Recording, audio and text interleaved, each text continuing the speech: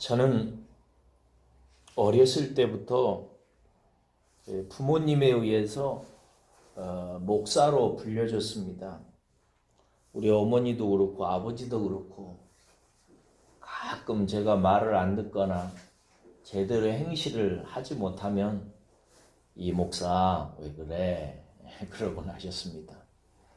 제 머릿속에는 그래서 어린 시절부터 내가 목사가 될 사람이다.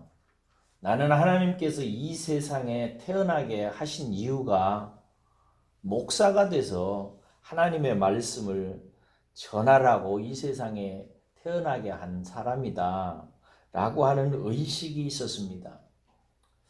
이것은 저는 중요하다고 생각합니다. 이 땅에 있는 모든 사람들, 특별히 저와 여러분들이 내가 누구인지, 내가 어떤 존재인지를 아는 것은 굉장히 중요하고 그 자기의식이 내 삶의 모든 것을 대부분 결정합니다. 오늘 9절에서 10절을 통해 보면 우리는 아브라함과 이삭과 야곱의 언약을 통해서 하나님께 부름받은 언약 백성이라는 사실을 길게 해석하지 않아도 이해하곤 합니다. 우리는 하나님께서 부르셔서 그의 백성으로 삼으셨습니다. 그래서 그의 백성으로서의 율례의 말씀을 깨닫고 이루고 성취하고 누리도록 하셨습니다.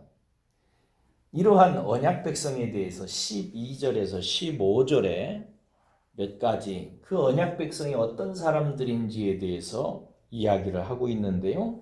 12절 상반절에 보면 이 언약 백성이 소수라고 하는 사실을 직역해서 기록하고 있는 것을 볼 수 있습니다.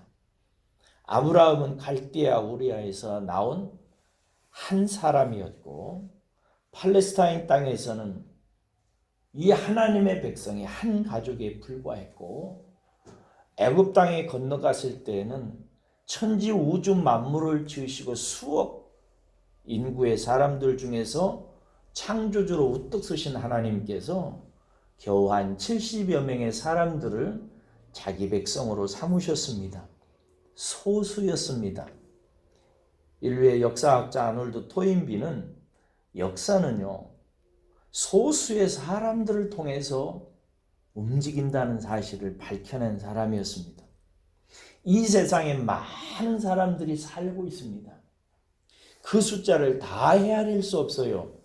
그러나 여러분, 그 모든 사람을 내시고 이 모든 우주를 만들어내신 하나님께서는 그 중에 작은 숫자들을 두시고 그 모든 역사를 그 작은 하나님의 백성들을 향한 목적을 가지고 경영하시고 인도하시는 하나님이십니다. 그래서 이 하나님의 소수의 사람들로 부름을 받은 저와 여러분들이 사실은 굉장히 귀합니다. 저는 목사로서 목회를 하면서 많은 사람들을 섬기도록 부름을 받은 그런 목회자는 아닙니다. 그저 몇 명, 그저 주일날은 한 30명, 이 성도들을 위해서 그들을 섬기도록 세워진 목회자입니다.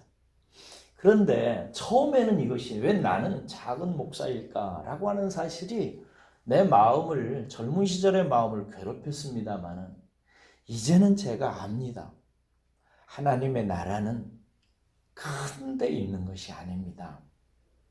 어떤 사람의 마음이 많은 것에 꽂히고 많은 것을 얻으려고 하고 많은 것을 인하여 만족을 찾으려고 하는 것은 아직 깨닫지 못해서 그렇습니다. 한 사람, 한 영혼, 한 가정, 이것이 그렇게 중요합니다. 제가 존경하는 어떤 목사님께서 늘 가르쳤던 것이 그것입니다. 목회를 할 때 2사람, 3사람을 보는 게 아니다. 기도할 때 2사람, 10사람, 100사람, 10,000사람을 위해서 기도하는 게 아니다. 한 사람에게 주목해야 된다.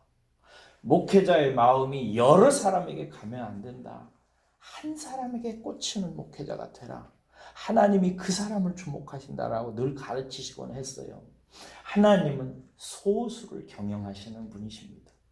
하나님이 수많은 인류 중에서 여러분들을 지극히 작은 몇 명을 하나님께서 오늘 또 보시고 계시다는 사실을 기억하고 그렇게 작은 무리 중에 선택됨을 인하여 감사하고 오늘 또 내 작은 인생 하나님께 잘 드리는데 주목하는 여러분 되시기를 바랍니다. 두 번째는 12절 하반절에서 13절에 보니까 그들을 나그네로 살다 가도록 하셨다는 것입니다. 그 작은 자들이 얼마나 귀해요.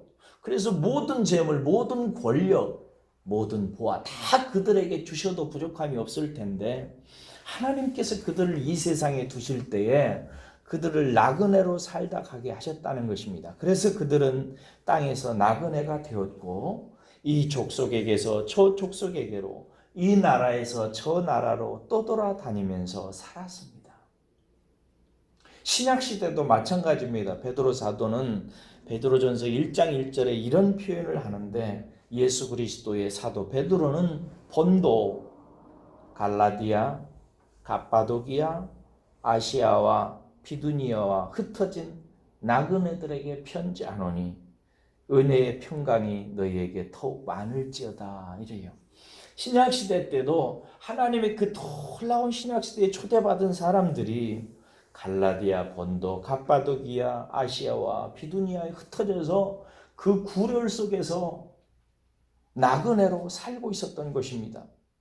그때는 그들이 세상에서 가장 비천한 사람인 것 같았으나 그러나 천지 우주 만물을 지으신 하나님의 눈길은 그들에게 있었습니다. 그리고 그들은 세상에서는 다 잃어버린 사람들 같았고 지극히 초라한 인생을 살았고 별 볼 일 없는 삶을 살았어요. 그런데도 불구하고 하나님은 그들에게 눈을 두셨던 것입니다. 왜요? 그들에게는 이 세상이 타향이었기 때문에 그렇습니다. 나그네로 살다 갔어요. 그래서 저와 여러분들의 마음속에요. 이 세상에 살면서 이 세상의 본향처럼 생각하지 마시고요. 늘 나는 이 세상에 잠시 왔다가 아버지의 나라로 돌아가는 타향의 나그네라고 하는 사실을 꼭 기억하시기를 바라고 그것을 인하여 설분 마음 갖지 마시기를 부탁을 드립니다. 그들은 그렇게 소수였고 나그네였지만 그러나 14절 15절에 보니까 하나님은 그들을 보호하시고 지키셨다는 사실을 말하고 있습니다. 여호와께서는 그들을 억압하지 못하게 하셨고 그들을 괴롭히는 왕들을 꾸짖으셨다고 기록하고 있습니다. 그런 대표적인 예가 이제 애굽에서 살던 하나님의 백성들을 보살피시고 바로를 꾸짖으신 일이지요. 또 젖과 꿀이 흐르는 땅에서 이방의 왕들을 꾸짖으시고 치신 일들을 우리는 잘 압니다. 하나님은 그렇게 당신의 기름 부은 자들을 지키시고 살피셨으니 이는 오늘날도 마찬가지입니다. 여러분, 우리는 눈에 보이는 것으로 사는 사람들이 아닙니다. 이게 오늘 이 새벽에 굉장히 중요한 여러분들을 향해 드리는 그 멘트인데요. 성도는 눈에 보이는 것으로 사는 사람이 아닙니다.